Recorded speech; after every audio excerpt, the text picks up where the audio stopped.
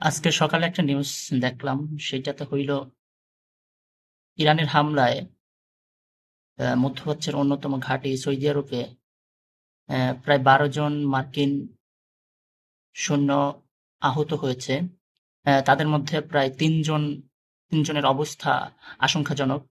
তো এটা কেন বললাম? এইটা বললাম এই জন্য যে সাম্প্রতিক সময়ে আমরা দেখতেছি যে আ সৌদি আরব, সৌদি আরবের বাদশা যিনি যুবরাজ যিনি, তিনি নাকি যুক্তরাষ্ট্রের প্রেসিডেন্ট, মার্কিন প্রেসিডেন্ট যিনি ডোনাল্ড ট্রাম্প, তার কাছে অ্যাম বারবার অনুনয় করতেছে যে এই যুদ্ধটা ইরানের বিপক্ষে, ইরানের বিরুদ্ধে যেন আমেরিকা এই যুদ্ধটা চালিয়ে যায়। এই যুদ্ধটা যেন অব্যাহত থাকে। কিন্তু কেন এই অনুরোধ? কেন সৌদি আরব ইরানের বিপক্ষে যুদ্ধ চাচ্ছে? অ্যা রিলিজিয়াস অনুযায়ী তো একজন মুসলমান আরেকজন মুসলমানের ভাই হওয়ার কথা ছিল। কিন্তু এই জায়গা থেকে কেন সৌদি আরবের বাদশাহ যুবরাজ ডোনাল্ড ট্রাম্পের কাছে বারবার বলতেছেন এই যুদ্ধটা অব্যাহত রাখতে, এই যুদ্ধটা চালিয়ে যেতে? এর পিছনে আসলে কি রহস্য রয়েছে? এর পিছনে আমরা যদি দেখতে যাই, বেশ কয়েকটি রহস্য আসলেই আছে। তার মধ্যে অন্যতম যে বিষয়টি, সেইটা হচ্ছে পরাশক্তি হওয়া। যে মধ্যপ্রাচ্যের মধ্যে আমরা ২ টি দেশই দেখতে পারতেছি যে ইরান এবং সৌদি আরব, এই ২ টি দেশের মধ্যে কয়েকটি অ্যাম মূল বিষয় নিয়ে পার্থক্য আছে।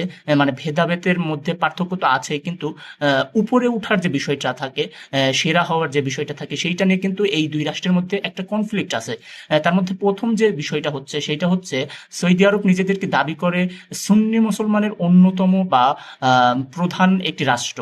আর ইরান এই দিক থেকে মধ্যপ্রাচ্যের শিয়া মুসলিম যেইটা, সেইটার অন্যতম রাষ্ট্র এবং প্রধান রাষ্ট্র হিসেবে নিজেদেরকে মনে করে। তো এই জায়গা থেকে শিয়া এবং সুন্নি, এই যে ২ টা কনফ্লিক্ট মুসলমানদের মধ্যে, এই কনফ্লিক্টের জন্যই একটা ২ জনের মধ্যে বিভেদ বলা চলে।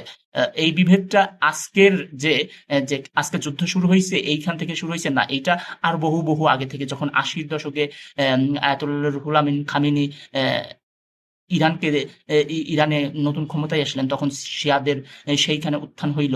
তো সেই থেকেও কিন্তু এই যে মুসলিম পরাশক্তিদের একটা বিভেদ মধ্যপ্রাচ্য ঘিরে, সুন্নি এবং শিয়া, এই জায়গা থেকে কে বেশি ফেভারিট, কার দলে কত লোক, এইটাও কিন্তু একটা বিষয় বা ম্যাটার করে। তারপরে আরো একটা বিষয় হচ্ছে মধ্যপ্রাচ্যে কারা শক্তিশালী হতে চায়। ধরেন মধ্যপ্রাচ্যের বিষয়টা যেহেতু এখন পুরো বিশ্বে ছয়লাভ করে ফেলছে, মধ্যপ্রাচ্যের অন্যতম একটা পথ হরমুজ প্রণালী, যেইটা আমার কাছে মনে হয় ব্যক্তিগতভাবে যে এই পথটা হচ্ছে পুরো বিশ্বকে নিয়ন্ত্রণও করতে পারে। এই পথ দ্বারাই পুরো বিশ্ব পরিচালিত হতে পারে। তো এই যে হরমুজ প্রণালী, অর্থাৎ মধ্যপ্রাচ্যের রাষ্ট্রগুলো, ইরান, ইসরায়েল, তারপর হচ্ছে সংযুক্ত আরব আমিরাত, দুবাই, সৌদি আরব, কেন এদের মধ্যে বাহরাইন, কেন এদের মধ্যে কনফ্লিক্ট? একটা বিষয় আপনাদের বলি, যে আহ, ইরান এবং সৌদি আরব মধ্যপ্রাচ্যের অন্যতম তেল ব্যবসায়ী। তো তেল ব্যবসায়ীর মধ্যে এইখানে একটা বাজার দরের বিষয় আছে, যে কে বাজার ধরে রাখতে পারে। তো আমার অ্যানালাইসিসে যেটা বলে যে সৌদি আরব এবং ইরানের মধ্যে এই কনফ্লিক্ট অনেক। ধরেন এইখানে যদি ইরানকে ডাউন করে দেওয়া যায়, ইরানকে কোনোভাবে ডাউন করে দেওয়া যায়, তাহলে সৌদি আরবের লাভ। সৌদি আরব হয়তো আমেরিকার সঙ্গে নেগোসিয়েশন করে হরমুজ প্রণালীর একটা দায়িত্ব নিতে পারে, বা ওইখানে তাদের একটা হর্তাকর্তা হইতে পারে। এই দিক থেকে তারা পুরো বিশ্বে আরো বড় পরিসরে তেল আমদানি রপ্তানি, এই কার্যক্রমগুলো চলাইতে পারবে। এইখান থেকে কিন্তু সৌদি আরবের একটা লাভ বা বড় ধরনের একটা বিষয়। দ্বিতীয় যে বিষয়টা হইল, সেইটা খুবই কনফ্লিক্টেড, যে এই যে মধ্যপ্রাচ্য, এই মধ্যপ্রাচ্যে একটা রাষ্ট্র যে ইরান, তাদেরই কিন্তু পারমাণবিক শক্তি আছে। বাকি যে রাষ্ট্রগুলো দেখবেন, সংযুক্ত আরব আমিরাত, বাহরাইন, সৌদি আরব, কাতার, এই যে রাষ্ট্রগুলো মধ্যপ্রাচ্যে, তারা কিন্তু আমেরিকার সঙ্গে তাদের বন্ধুত্ব।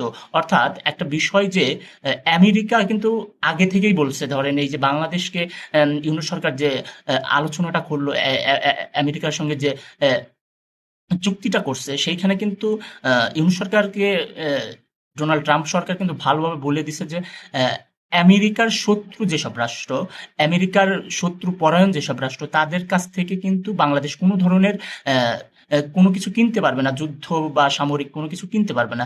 এখন বিষয় হইতেছে যে এই যে দেখেন আমেরিকার বন্ধু যারা সৌদি আরব, কাতার, বাহরাইন, সংযুক্ত আরব আমিরাত, এই যে গালফের রাষ্ট্রগুলা, এই রাষ্ট্রগুলো আমেরিকার বন্ধু।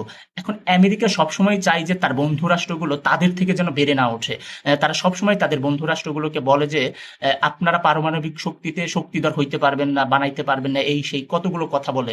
তো এইখান থেকে বলা যায় যে আহ, ইরান একটু ডিফারেন্ট জায়গায়, একটু উন্নত জায়গায়, মানে আমেরিকাকে বাদ দিয়া নিজেদের মতন গঠন গঠন করছে। এই জায়গায় আমার কাছে মনে হয় যেটা যে এই যে আমেরিকাকে বাদ দিয়ে নিজেরা আমেরিকা হওয়ার একটা প্রচেষ্টা, এটা কিন্তু একটা গুরুত্বপূর্ণ বিষয়। এই জন্য যে ধরেন মধ্যপ্রাচ্যের এই যে আরো রাষ্ট্রগুলো, এইগুলোর কাছে কিন্তু ইরানের কাছে যা আছে তাদের কাছে নাই। অর্থাৎ আমেরিকার চাপে কিন্তু তারা এই যে আরব আমিরাত আরো যা যা যা আছে, তারা কিন্তু সৌদি আরব, তারা কিন্তু এই অস্ত্রগুলো বানাইতে পারতেছে না, এই পারমাণবিক গুলো বানাইতে পারতেছে না। তো এইখান থেকে আমেরিকা কিন্তু অনেকটা শক্তিশালী হয়ে উঠছে। তো এইটা যদি আপনি অ্যানালাইসিস করেন, তো মধ্যপ্রাচ্যের অন্যতম শক্তিশালী কারা হইতে যাচ্ছে, তারা হইতেছে আহ, ইরান। তো এইখান থেকে আমেরিকাকে যেই বাদ দিয়ে, আমেরিকার নেগোসিয়েশন বাদ দিয়ে ইরান যখন নিজেদের মতো শক্তিশালী হচ্ছে, মধ্যপ্রাচ্যে তাদের বলয় আরো শক্তিশালী করতেছে, শিয়া সুন্নি বাদের বলয় বাদ দিয়েও যখন নিজেদের সামরিক, আহ, পারমাণবিক আরো অন্যান্য সাইডে যখন নিজেরা শক্তিশালী হচ্ছে,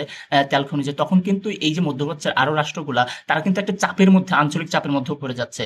তারা দেখতেছে যে এই যে হরমুজ প্রণালী, দেখেন একটা বিষয়, গুরুত্বপূর্ণ বিষয় যেটা, এই যে যুদ্ধ হয়েছে, হরমুজ প্রণালী কিন্তু অলরেডি বন্ধ। এইখান দিয়ে কিন্তু মধ্যপ্রাচ্যের আরো রাষ্ট্র যেগুলো, এগুলো কিন্তু একটা চাপের মধ্যে রয়েছে।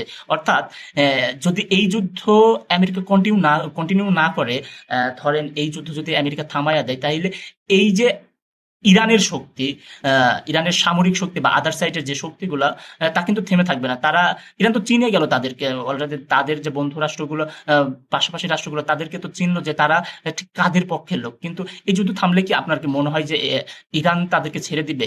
ছাড়বে না। এই জন্য সৌদি আরব, সংযুক্ত আরব আমিরাত, এই যে রাষ্ট্রগুলা, এইগুলা কিন্তু আহ হয়তো সৌদি আরবের নাম আমরা সামনাসামনি শুনতেছি, চোখে চোখে দেখতেছি, আমরা বিভিন্ন পোর্টাল, মিডিয়ায়, সংবাদ মাধ্যমে, কিন্তু আরো যে রাষ্ট্রগুলো আছে, ধরেন সৌদি আরবের পাশাপাশি বাহরাইন, আরব আমিরাত, কাতার, এই রাষ্ট্রগুলো কিন্তু আমার কাছে মনে হয় যে ট্রাম্পের কাছে এই অনুনয়টাই করছে যে যুদ্ধটা যেন চালিয়ে যায়। কেন চালিয়ে যায়? তাদের আঞ্চলিক যে চাপটা তাদের পোহাতে হবে ইরানের বিপক্ষে, ইরানের পক্ষ থেকে, সেইটা সামাল দেওয়ার মতন এই রাষ্ট্রগুলোর অস্ত্রও নাই, সামরিক শক্তিও নাই, এমনকি টেকনিক্যালি যে বিষয়টা সেইটাও নাই, মনোবলও নাই। তো এটুকুই।